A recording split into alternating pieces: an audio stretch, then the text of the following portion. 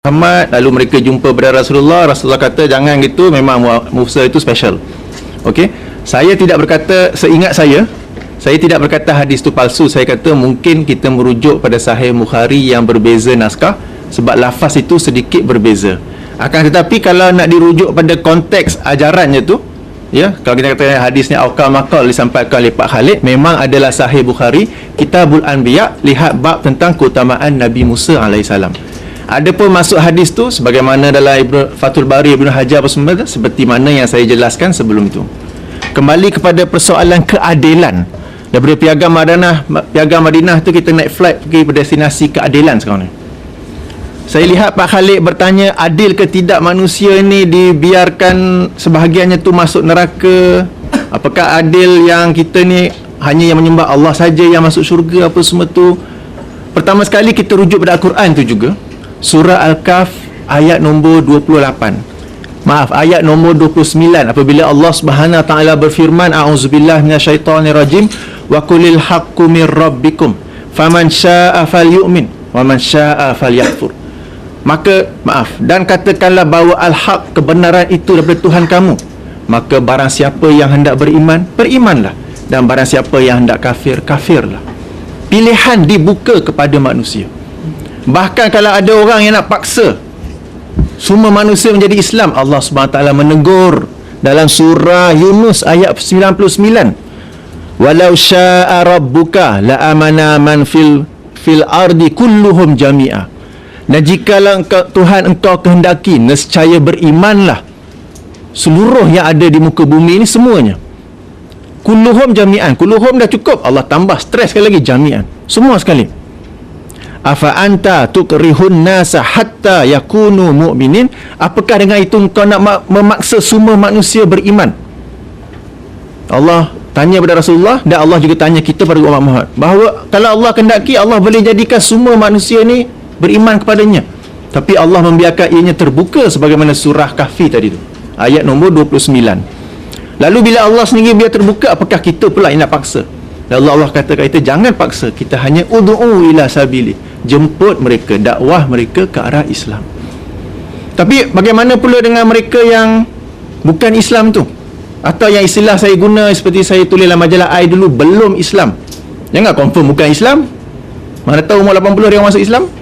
Okey, bagaimana dengan mereka yang belum Islam tu, adakah confirm masuk neraka? Tidak.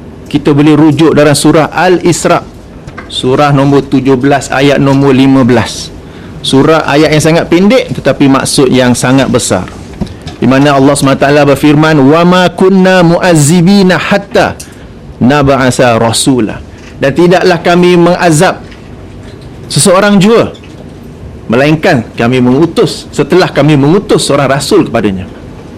Kalau kepada kaum itu, individu itu, tidak sampai kepada dia mesej Islam yang betul, mesej Islam yang hanif, yang murni, bukan Islam yang suruh sunat, bukan Islam yang suruh pakai tudung, benda lain tak bincang, bukan Islam CNN, bukan Islam BBC, tapi Islam yang sebagaimana yang diajar oleh Rasulullah SAW, yang dibawa oleh para ulama yang mewarisi Rasulullah, bukan semua ulama pewaris Rasulullah.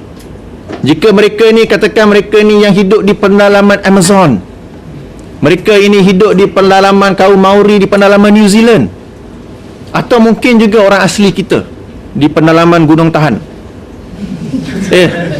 hutan yang dekat Gunung Tahan katakan, Kuala Lumpur, okey.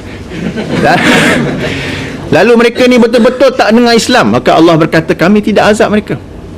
Apakah langkah seterusnya? Kita serahkan kepada Allah. Tetapi kita faham, berdasarkan sifat Allah yang maha adil, maha pengasih, maha penyayang, kemungkinan besar akan masuk syurga juga. Yang akan masuk neraka tu disebut orang kafir, orang yang telah sampai mesej Islam secara jelas, tidak ada keraguan lagi, lalu dia tetap menolaknya, walaupun deep down inside terasa macam betul juga, tapi tak boleh jadi. Ini yang dijanjikan oleh Allah SWT, mereka inilah yang masuk neraka. So tidak benar bila kita kata tidak adil bahawa ada semua orang-orang yang bukan Islam ni masuk neraka. Tidak begitu. Kalau mereka tidak sampai mesej Islam, tidak semestinya masuk neraka, sebagaimana yang dijanjikan oleh Allah Subhanahu Wa Taala dalam surah Al-Isra ayat 15. Tapi alang-alang kita dah masuk bab adil ni, Kenapa kita hanya fikir adil sesama manusia, tetapi tidak berfikir persoalan adil antara kita dengan Allah? Apakah adil kita kepada Allah ni apabila Allah SWT telah mencipta kita, telah memberi kita bumi ini, alam ini yang begitu indah apa semua tu, lalu kita tetap menyembutukannya dengan menyembah sesuatu yang lain? Dalam sebuah hadis riwayat Imam Bukhari dan Muslim, seorang sahabat bertanya kepada Rasulullah sallallahu alaihi wasallam, "Ya Rasulullah, apakah dosa yang paling besar?" Lalu Rasulullah menjawab bahawa kamu mengadakan sekutu bagi Allah, padahal Allah lah yang telah mencipta kamu. Sama juga dalam surah Al-Baqarah ayat 21-22, di mana Allah berfirman, "Ya ayuhan nas," wahai manusia, semua orang ni, bukan muslim saja, "Ud'u rabbakumul ladzi khalaqakum wal ladzina min qablikum la'allakum tattaqun." Sembahlah kepada Tuhan kamu yang telah mencipta kamu dan yang telah mencipta orang-orang sebelum kamu agar kamu menjadi orang-orang yang bertakwa. Allazi ja'ala lakumul arda firasha. Allah yang telah menjadikan bumi ini satu hamparan, kita boleh jalan-jalan atas bumi ni. Wa samaa binaa wa anzala minas samai ma'a, dan menjadikan satu binaan langit bagi kamu dan telah menurunkan daripada langit tu air. Fa akhraja bihi, dengan air itu dikeluarkannya, minas samarati rizqan lakum, tumbuh-tumbuhan yang menjadi rezeki bagi kamu, sama ada pokok-pokok atau pokok tu rumput tu lembu makan, kita makan daging. Allah bagi macam-macam kepada kita. Fala taj'alu lillahi andada wa antum ta'lamun, maka janganlah kamu menjadikan bagi Allah sekutu, tandingan, wa antum ta'lamun, padahal kamu mengetahui. Kita duk bincang adil-adil sesama manusia ni kenapa? Memanglah penting adil, tapi adakah kita adil kepada Allah? Apakah kita adil kepada Allah yang telah memberi kita udara untuk kita bernafas?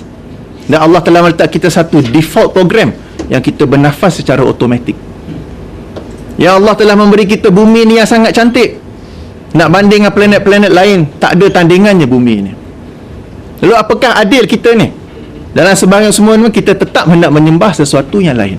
Jadi bila nak bincang persoalan adil, sebab sekarang ni semua orang utara, selatan, timur, barat, yang dalam kapal selam, yang dalam kapal terbang, semua nak bincang bab adil. Tapi hanya adil sesama manusia. Apakah adil kepada Allah, kepada yang menciptanya? Mereka tidak bincang. Terakhir hadis Sahih Muslim yang dibaca oleh Pak Khalid tadi,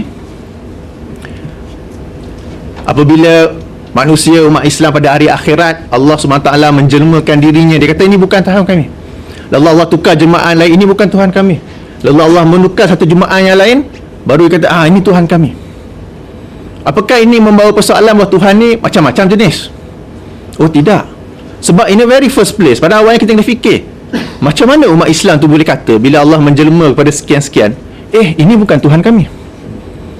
Sebab manusia ni, kita ni, umat Islam ni, bila akhir dia tak pernah nampak Allah. Lalu bila Allah menjelma sesuatu, macam mana mereka tiba-tiba boleh tahu ini bukan Tuhan kami? Macam mana mereka sebenarnya menilai jelmaan Allah tu berdasarkan nama-nama, sifat-sifat yang Allah telah khabarkan dalam Quran dan Sunnah. Bila jelmaan Allah tu lain, ini bukan, ini sebab ni lain. Mungkin Allah menjelma berdua kat situ. Tak, qul Allahu ahad. Mungkin yang kes kedua Allah menjelma dengan anak. Tak, lam yalid wa lam yulad. Kemudian kes kedua mungkin Allah menjelma macam kerbau. Tak, lam yakul lahu kufuwan ahad. Lalu Allah menjelma dengan satu yang ini tak pernah nampak sebelum ni. Nah, inilah Tuhan kami. Lalu Allah menjelma tu, Allah nak test di kalangan umat Islam ni, mereka ni benar-benar kenal atau tidak Tuhan mereka. Dan inilah yang subjek yang sebut sebagai tauhid asma wa sifat. Yang ni kita di dunia kita belajar subjek ni, kita kenal Tuhan yang kita sembah, sehingga kan pada hari akhirat bila Tuhan menjelma nak testing kita, kita tahu mana bukan mana ya. Dan akhirnya bila Allah menjelma dirinya dalam bentuk yang menepati tauhid asma wa sifat yang kita belajar sekarang ini, lalu kita kenal itulah Tuhan kami. Sekian. Ada satu soalan lagi Kapten Hafiz belum jawab berkenaan dengan Perlembagaan Madinah tentang cosmopolitan ni. Kalau Perlembagaan Madinah mengandungi cosmopolitanism, bukankah itu bermakna what they call Nabi mengiktirafkan ke what they call universality dalam Islam? Bagaimana? Okey. Apakah dengan adanya Piagam Madinah Rasulullah SAW mengiktiraf universiti itu? Do you agree that cosmopolitanism ada dalam Perlembagaan Madinah? Kalau ada, bukankah itu membuktikan Islam mengiktirafkan agama-agama lain atau konsep universalism macam mana?